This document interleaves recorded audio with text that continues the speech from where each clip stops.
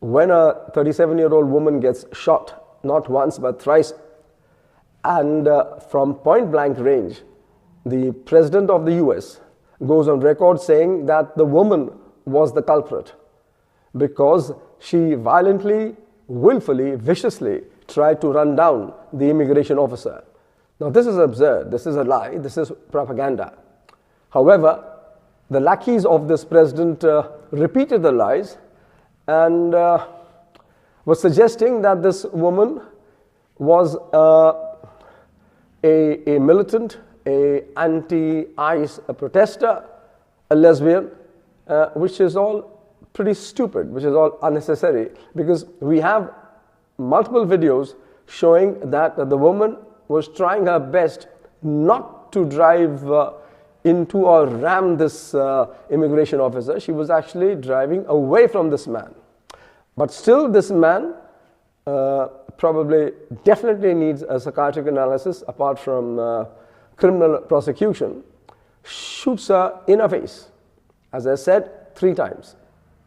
Now, this is American propaganda. This is American propaganda at its best. This is brainwashing, state-of-the-art brainwashing. When the President of the US tries to tell you, despite evidence to the contrary, that the woman is not the victim, but the culprit. Now, why am I highlighting this? I am highlighting this because there is a study which has been published recently in JAMA, in fact, last month. That is the Journal of the American Association. And this is a study from France, which is an observational study wherein the vaccinated are compared to the unvaccinated during COVID. This is a long-term study. This is a 4-year follow-up, and it includes more than 28 million people, French people aged from 19 to 59 years. More than 51% are women. The average age is 37 to 38 years in both groups. And the authors conclude in this paper that the vaccinated group had a lower mortality, a lower all-cause mortality, that is 0.4% versus 0.6% in the unvaccinated. Now, the point to remember is that during that time, during COVID time, we already have data from very, very senior epidemiologists who have published papers suggesting that the mortality, but of course this is mortality by COVID, was a mere 0.01%, that is 1 in 10,000 COVID infections. However, the French paper is not talking about mortality because of COVID, but all-cause mortality in people who were vaccinated versus unvaccinated. More than 22 million people were vaccinated, and almost about 6 million were unvaccinated.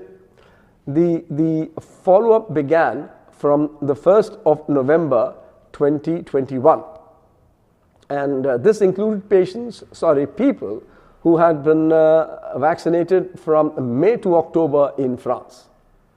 Now, there is a major issue with this paper, which to their credit the authors acknowledge, and this is the fact that almost 300,000 people were moving around with the false certificates or false passes, which means that these 300,000 people were not vaccinated but were carrying false papers suggesting that they had been vaccinated.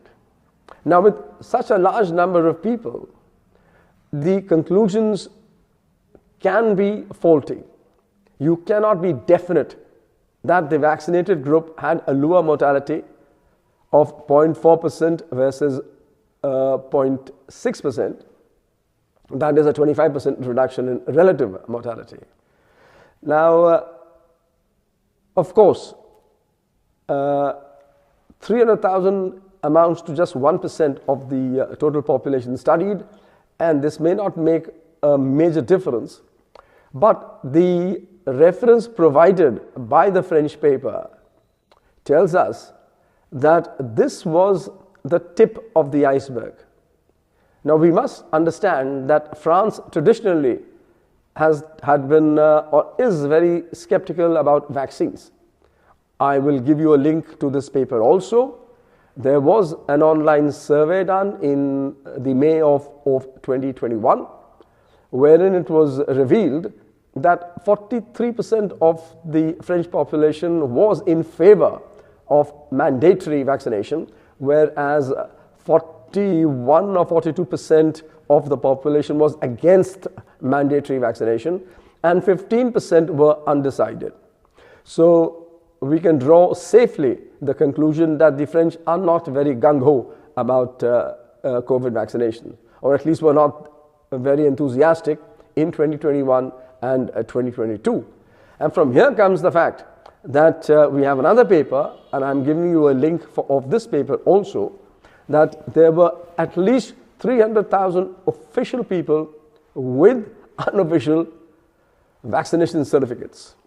And in that paper, which looks like a scientific letter, it is clearly stated that this figure of 300,000 people is the tip of the iceberg, which means that there could have been 400,000 people, there could be 500,000 people, French people who were carrying false certificates that they had been vaccinated while they actually had not been vaccinated. So therefore, this conclusion by the authors of this French study that the vaccinations did not carry excess mortality or increased mortality as compared to the unvaccinated is patently false.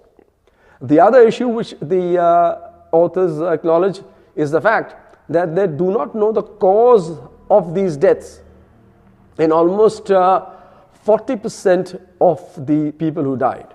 Now that is a large number again. They have the data in 59% of people who died as to the cause of their deaths. But this is again by certificates. In almost 40% of the deaths, they have no clue. They are clueless about the causes of the deaths in these people. Now, of course, they never mention the word an autopsy or a biopsy. They probably are referring to certificates, death certificates, which are issued by hospitals.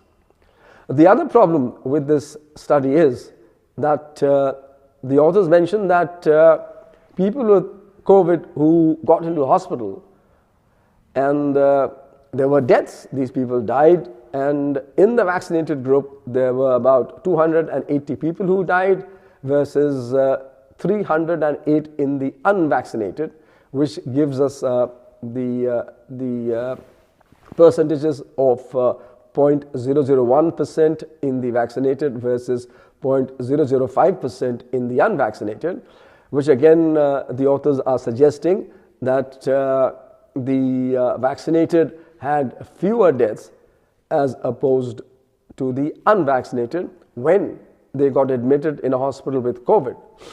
The problem is that once again the authors do not, and I think deliberately do not tell us what exactly happened in the hospital with these people.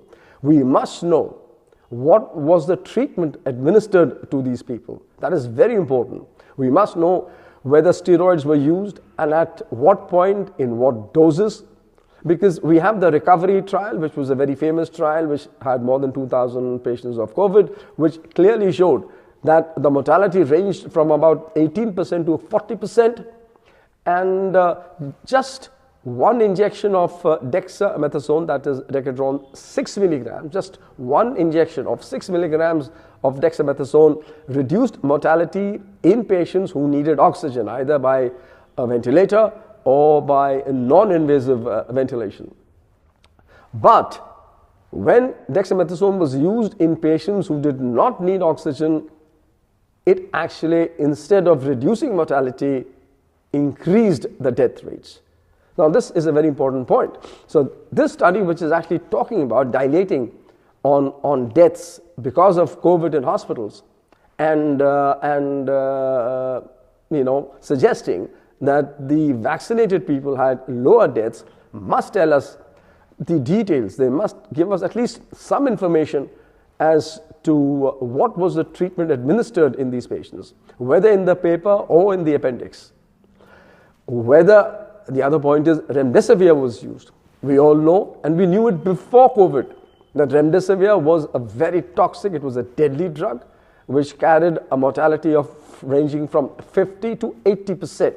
Now, we must know how many people, how many French people were given remdesivir to understand what were the causes of death in these people. We also must know, we also must be informed whether ivermectin was used in these patients, in the French patients, whether hydroxychloroquine was used in these patients. Now, without these details, the paper becomes useless for a clinician and even for an epidemiologist. The paper is very, very light, it is very faulty, but the paper is published in JAMA. Now, there is another issue, and that is, again, we don't know when the patient was actually given the vaccine. But of course, the authors are claiming that the vaccination, the people they followed got their vaccination between May and October of 21, and they began this follow-up from the 1st of November of 2021. Now, the point or the reason why I have made this small video on this study, because I was a bit staggered. I was a bit, a bit surprised by the fact that this huge study has been published without clarifying these points. Now, what led me to this study was I asked both ChatGPT and Grok, which is the biggest study on COVID vaccination, comparing the vaccinated versus the unvaccinated. So both came up with this, the French study. Both acknowledged that this is not a randomized study. This is an observational study, but this is the largest study, and it's a fact that this is the largest population study, and both of these AI modules, that is Grok and ChatGPT, find very little faults with these two studies. But as far as I'm concerned, I have become very wary of everything, whether it is the situation within the United States of America, whether it is the situation outside the United States of America, and especially what is published in medical journals. Some people say that a lot of stuff which is published in premier medical journals is sheer propaganda, and in recent times I have begun to agree with this point, that a lot of propaganda is being published. They're almost like advertisements. These papers are published by corporations, and these corporations have a lot of people in their pockets. But of course, the French paper is possibly by a semi-official or a semi-government epidemiology sort of organization which checks on stuff in populations.